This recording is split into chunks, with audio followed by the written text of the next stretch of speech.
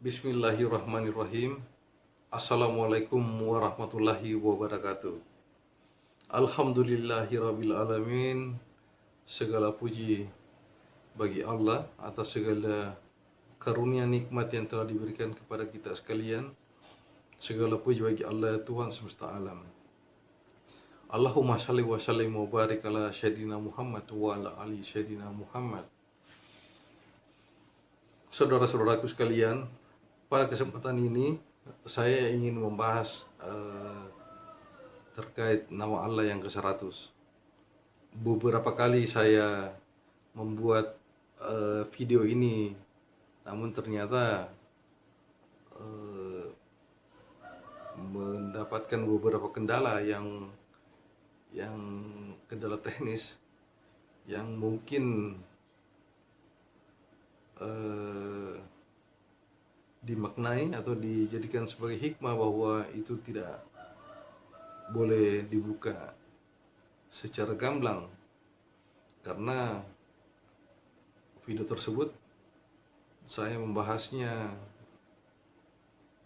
mencoba untuk lebih terbuka, tapi ternyata di perjalanannya tiba-tiba terjadi beberapa ada saja beberapa kendala teknis yang menyebabkan video tersebut saya batalkan.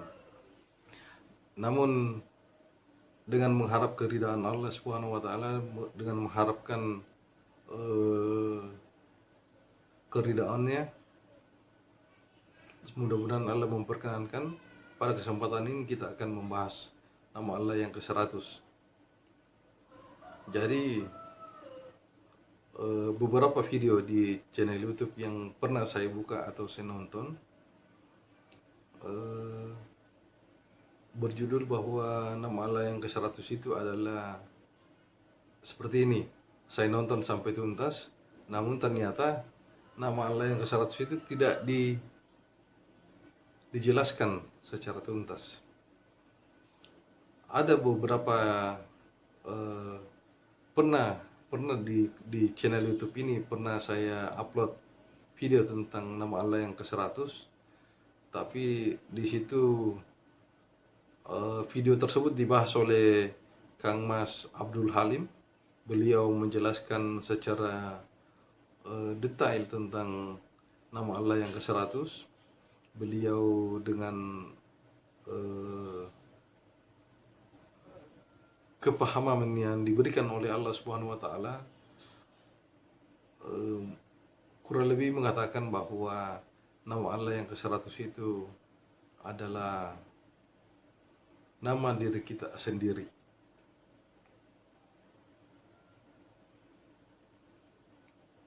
Ini video ini saya buat bukan untuk menyalah-nyalahkan kawan kita, saudara kita di luar yang menjelaskan tentang nama Allah yang ke-100 tersebut.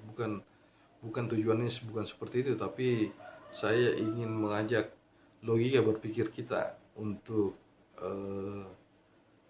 bagaimana kita mengharapkan semoga Allah memberikan pemahaman yang lebih baik. Pada awalnya saya juga diberikan pemahaman bahwa nama Allah yang ke-100 itu adalah nama diri kita. Tapi di perjalanannya ada beberapa pertanyaan yang timbul. Kalau misalnya pertanyaan itu misalnya seperti ini, kalau saya ini adalah Allah, kenapa saya masih melakukan hal yang tidak Allah ridhoi? Karena nyata-nyata Allah itu memerintahkan kita untuk melakukan perbuatan yang baik, perbuatan yang takwa, melaksanakan perintah Allah dan menjauhi larangannya. Tapi kalau itu adalah kita, mengapa sampai kita melakukan hal-hal yang bertentangan dengan perintah Allah? Jadi logika berpikir saya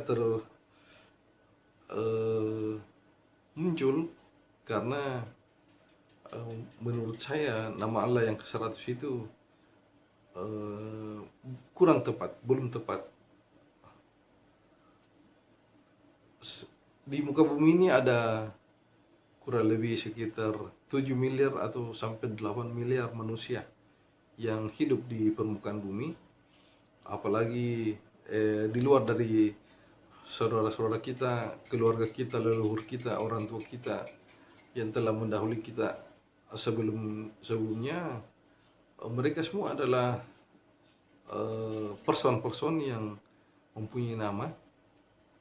Jadi saya pikir kalau sekiranya nama Allah yang ke-100 itu tidak menjadi 100 lagi, karena jumlah manusia yang ada di muka bumi itu ada lebih dari 7 miliar.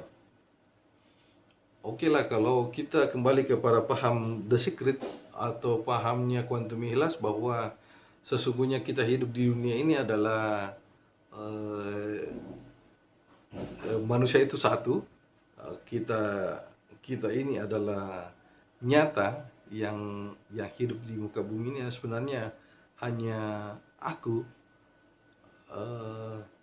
manusia lain itu adalah apa yang ada di dalam diri kita terpancarkan keluar diri, sehingga menimbulkan tercipta manusia-manusia lain, yang pada akhirnya manusia tersebut menjadi hijab kita terhadap keberadaan Allah Subhanahu wa taala.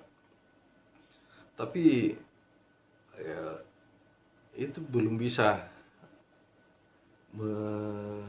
memberikan pemahaman yang tuntas bagi saya, karena tentunya saudara sekalian pasti akan membantah saya, karena kalau saya mengatakan bahwa saya ini hidup di muka bumi ini adalah sendiri, maka saudara juga akan menganggap bahwa hidup di dunia ini adalah Anda sendiri. Nah, itulah yang membuat pertanyaan-pertanyaan yang menolak pemahaman tentang nama Allah yang ke-100. Bagi saya, menurut saya, nama Allah yang ke-100 itu sering kita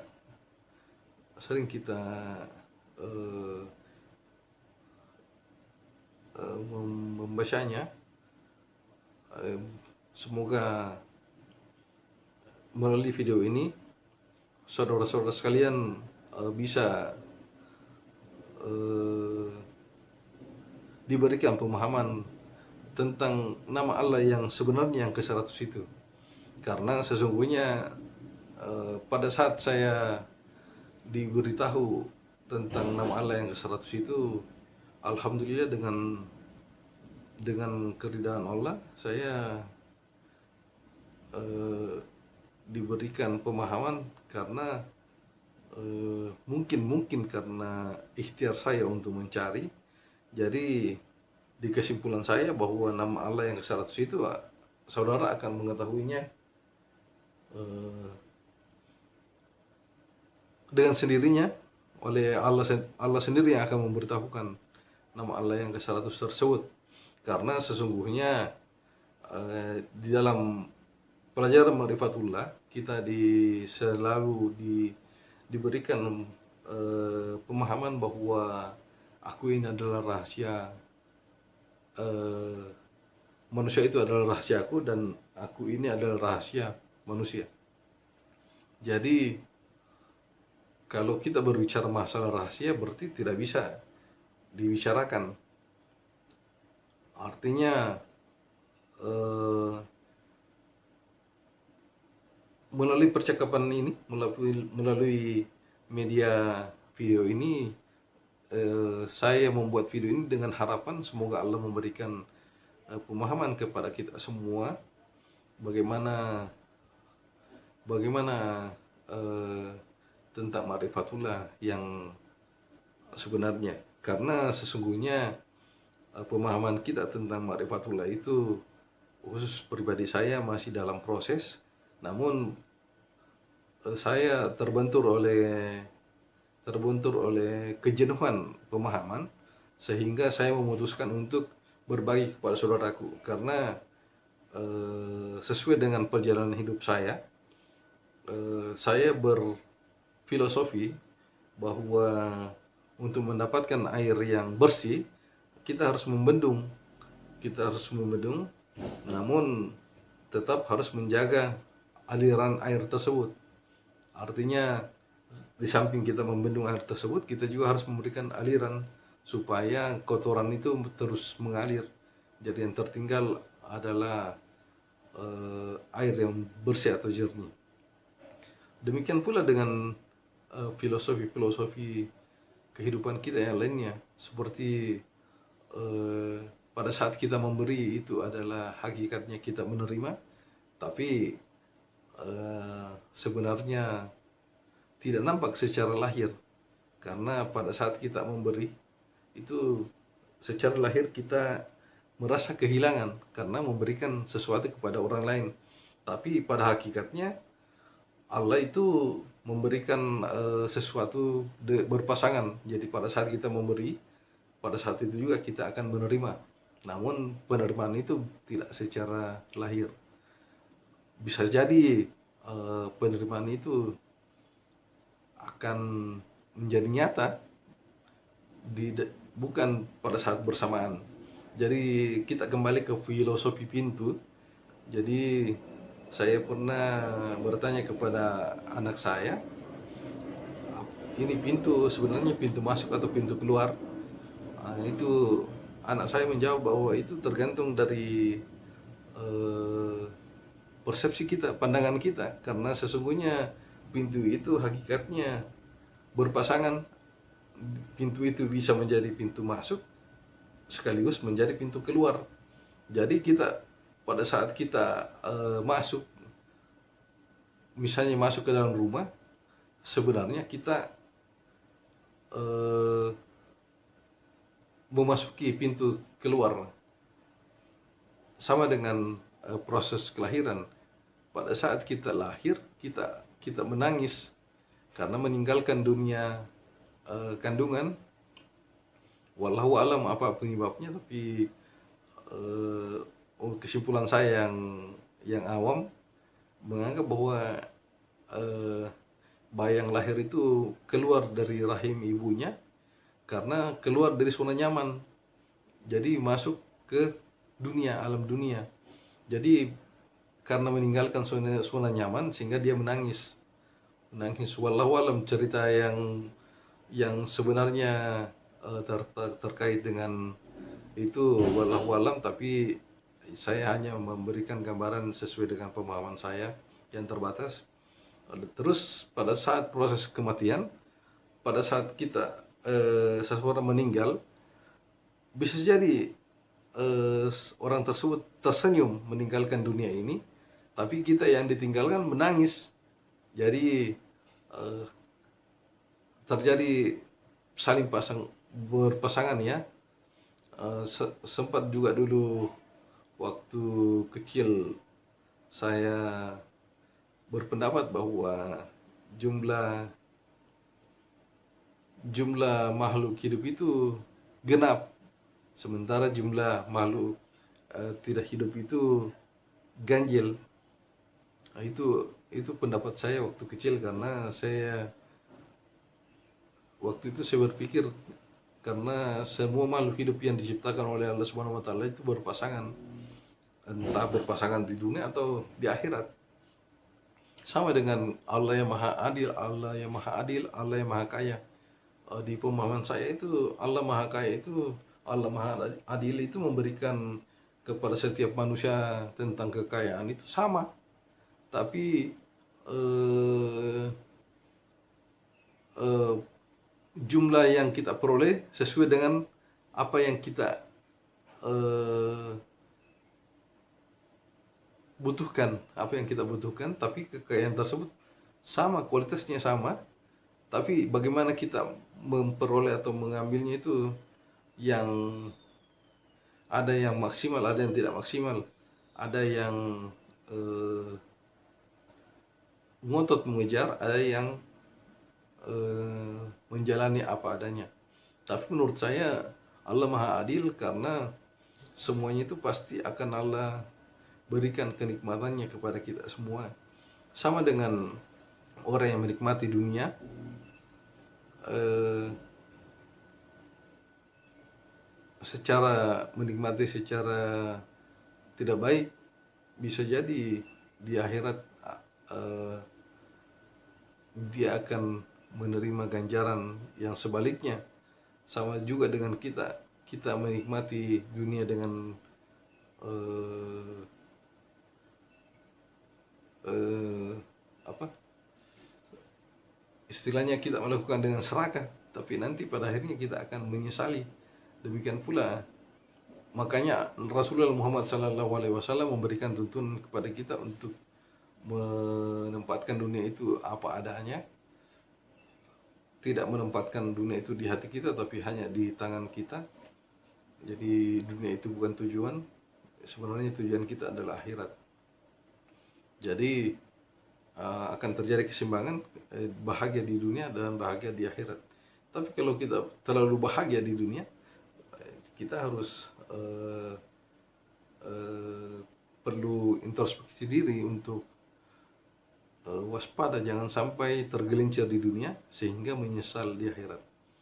Saya pikir itu adalah pemahaman saya yang awam. Tentunya dengan pemahaman ini memiliki pemahaman yang tidak paten, artinya setiap orang memiliki pemahaman yang berbeda dan kita tidak perlu perdebatkan karena itu hanya sebatas pemahaman yang kebenarnya itu milik Allah Subhanahu wa taala. Terus kembali ke nama Allah yang ke-100. Kalau nama Allah yang ke-100 itu adalah nama diri kita sendiri, adalah berarti nama Allah tidak 100 kalau secara logika saya, karena logikanya ada 7 miliar manusia yang hidup di muka bumi ini. Bahkan lebih, karena kita termasuk hitung dengan saudara-saudara kita yang telah mendahului kita di meninggalkan alam dunia ini. Jadi kembali kepada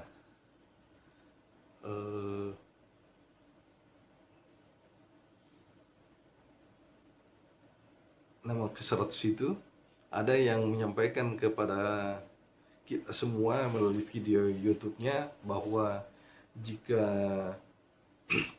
nama tersebut kita dapatkan, maka kejadian apa yang terjadi di Mekah sana kita bisa ketahui. Apa yang terjadi di misalnya di Pulau Jawa atau di kampung kita, maka kita akan mengetahuinya. Wallahu a'lam bishawab. Untuk itu saya belum diberikan oleh Allah Subhanahu wa taala. Mudah-mudahan pemahaman itu Allah berikan kepada kita semua. Semoga Allah memberikan pemahaman tersebut. Tapi kita hanya berserah diri kepada Allah Subhanahu wa taala. Tadi barusan saya selepas sholat asar juga Allah memberikan pemahaman bahwa mengapa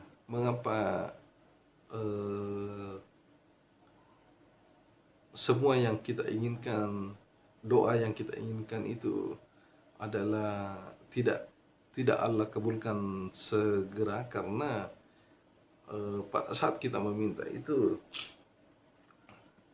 Allah menjelaskan kepada saya diberikan pemahaman bahwa pada saat kita berdoa, kita meminta sesuatu kepada Allah, melibatkan ego, nafsu, sehingga itu doa-doa kita anggap tidak dikabulkan karena nafsu kita yang menetapkan bahwa doa itu dikabulkan atau tidak. Karena misalnya kita meminta rezeki uang, terus 1 minggu kemudian kita tidak mendapatkan uang dari jerih payah kita, akhirnya ego kita, nafsu kita mengatakan bahwa doa kita tidak dikabulkan. Namun sejatinya sebenarnya uang yang kita minta itu untuk digunakan untuk memenuhi kebutuhan hidup kita.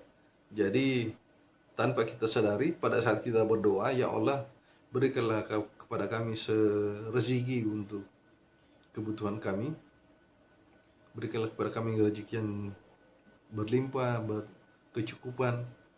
Namun pada saat itu misalnya tetangga kita membawakan semacam kue untuk berbuka puasa, kita tidak mensyukuri pemberian tetangga tersebut. Kita tidak menganggap bahwa pemberian tetangga itu adalah rezeki. Yang kita tahunya hanyalah uang yang kita minta kepada Allah, yang tanpa kita sadari bahwa sebenarnya uang yang kita minta itu adalah untuk membeli kue untuk buka puasa. Jadi sebenarnya kalau doa yang dikabulkan oleh Allah Subhanahu wa taala itu, menurut pemahaman saya, doa itu selama tidak melibatkan semuanya yang kita minta kepada Allah itu pasti akan dikabulkan oleh Allah Subhanahu wa taala. Itu yang saya pahami karena itu adalah pengalaman hidup saya. Karena artinya itu pengalaman hidup saya, sama dengan sedekah. Pengalaman hidup saya itu bersedekah. Kita bersedekah misalnya memberikan pakaian bekas kita kepada tetangga atau kerabat kita yang menurut kita membutuhkan.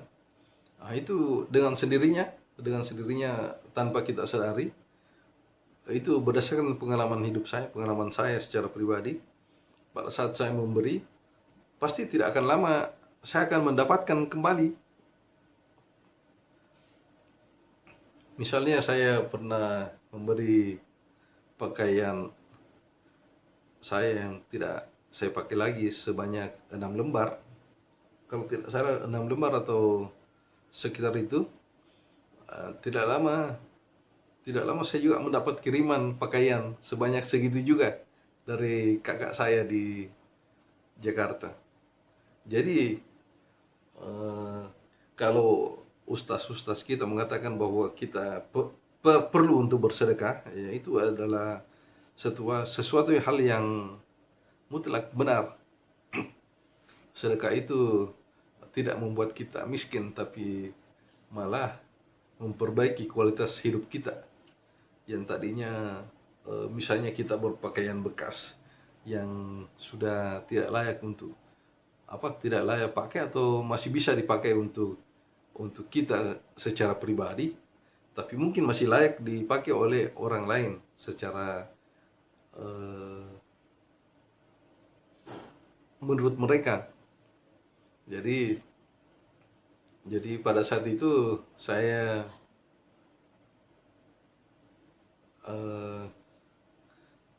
terkadang tertawa karena pernah juga terjadi saya berikan HP saya kepada kerabat saya di rumah di kampung. Tidak lama saya juga diberikan HP oleh kakak saya yang di Jakarta. Jadi menurut saya sedekah itu selama kita memberikan secara ikhlas, insya Allah Allah akan menggantinya. Terkait dengan jumlah itu, banyak pengalaman pribadi yang saya dapatkan yang sangat berkesan di hati saya, di diri saya terkait dengan sedekah. Jadi pada kesempatan ini saya mengajak kepada kita sekalian untuk banyak-banyak bersedekah untuk memperbaiki kualitas hidup kita. Demikian, wassalamualaikum warahmatullahi wabarakatuh.